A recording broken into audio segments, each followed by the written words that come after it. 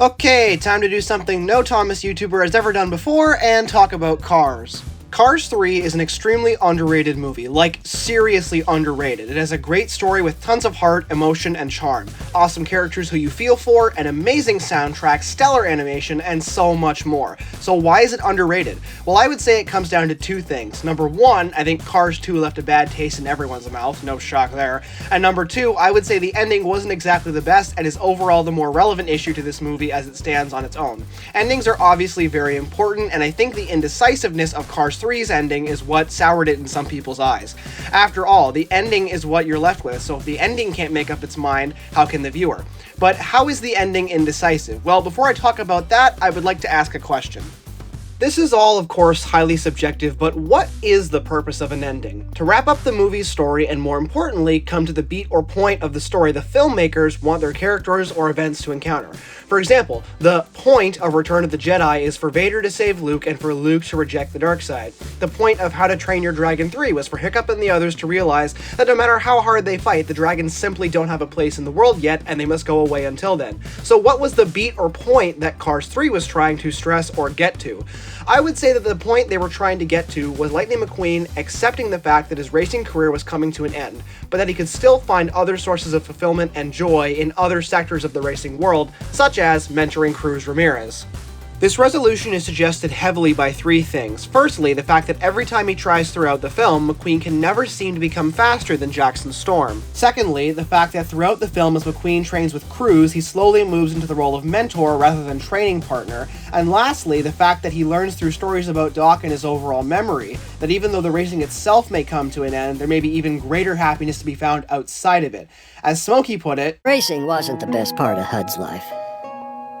You were. Which of course goes to sway McQueen's fears of ending up as Doc supposedly did, never the same after his career ended. But taking all of these factors into account, did the ending deliver a satisfying conclusion with the points I outlined previously? Well, sort of. The third act begins with McQueen losing the last 3-lap racing challenge to Cruz after it seems as though he would pull through and finally win it. Thus, McQueen goes into the final race of the movie, the Florida 500, with next to no hope of winning.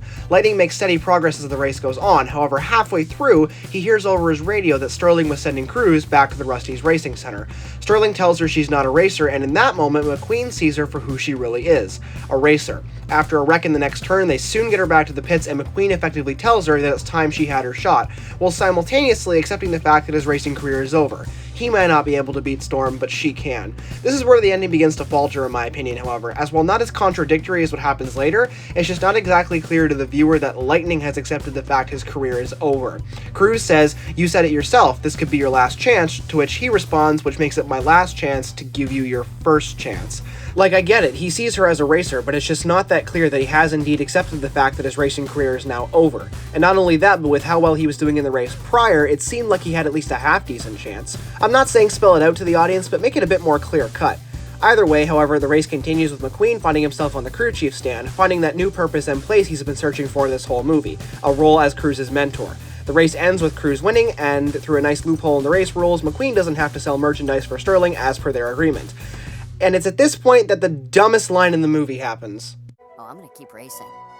But before that, I got something I want to do. McQueen basically states that he is going to keep racing after training Cruz for a bit, so, you know, if the ending wasn't very clear before, it certainly isn't now. This one single stupid line retroactively backpedals every bit of character development and progression McQueen had in the entire movie.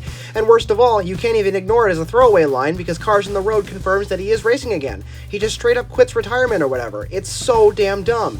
Overall, the ending is just not very concise where it needs to be and highly contradictory, creating a somewhat confusing and not very satisfactory conclusion. However, I believe that the solution to all of this, and a potentially even more epic ending, lies in a deleted scene.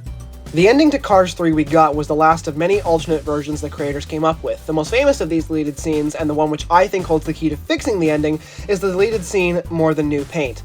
In a nutshell, this scene features Mr. Sterling giving up on Lightning before the race even begins, and seeing Cruz's potential rather than McQueen seeing it, which then leads to McQueen entering the race under Dynaco in Doc's livery, Cruz racing under Rusty's, and McQueen eventually beating Storm. Although definitely not perfect, I feel as though it can be used as a frame to build a truly great ending. However, I would like to state that number one, the objectively good parts of the original Cars 3 ending will be kept.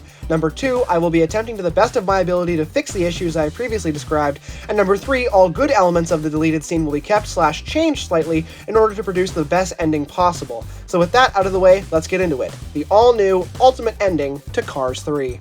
So the third act starts out the same way the original did. McQueen has lost to Cruz in Thomasville, and he is now in his trailer preparing with almost no hope of winning.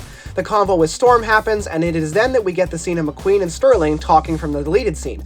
However, instead of Sterling telling McQueen that he's being replaced with Cruz, he tells him that he will instead be replaced with one of the rookies from the Rusty's Racing Center. It's at that point that his numbers are stripped off, and the original "they quit on me" scene happens. From there, Tex Danico comes in, offers to race McQueen, he gets his fabulous Lightning McQueen look with the 51, and the race begins. Soon McQueen, just like in the final cut in the movie, is moving steadily through the pack, eventually actually catching Storm. As he gets close to Storm, however, it begins to echo the Thomasville race and his crash very similarly. McQueen drafts and does get ahead, but it's no use. Storm blows right by. At this point, McQueen starts to lose focus, but soon hears Cruz over his radio. Here, the same scene that happened in the final cut between Sterling and Cruz happens, except in this context, she is of course over at the Danico team pit. Sterling tells Cruz she's not a racer, and McQueen is the same flashback as the final cut. Then the crash with Cam Spinner happens. McQueen comes into the Danico pits and gets the team to set up / paint Cruz, as he now sees her as a racer. She asks him why when this could be your last chance, to which McQueen replies, "It was, and I took it, but now it's someone else's turn for a chance." Cruz is still confused looking, to which McQueen says, "I know I can't beat Storm, but you are a racer, and you can." At this point, Cruz's paint, which is a simplified version of her final look, is done, and she sets off. From there, the rest of the movie plays out the same. McQueen becomes Cruz's crew chief, Cruz beats Storm with Doc's trick, the loophole happens in the ending, and we don't hear that stupid, Oh, I'm gonna keep racing. But before that, I got something I want to do. Also, Cars on the Road would stick with this idea. Phew, that was a lot. Altogether, I think I put together a pretty good ending that fixed all of the problems I outlined previously. McQueen reached the point where he found his new purpose in life by becoming Cruz's crew chief, thereby completing his arc. The change off of racers from McQueen to Cruz was a bit more explained, with a full showing of McQueen accepting his career was over, and a subtle but effective explanation to Cruz, and we cut out the "I'm gonna keep racing" line, which makes McQueen's arc and the ending all the more decisive and coherent. I hope you guys enjoyed this one, and if you have any better or different ideas regarding Cars 3's ending or another topic I should cover, let me know in the comments. See ya!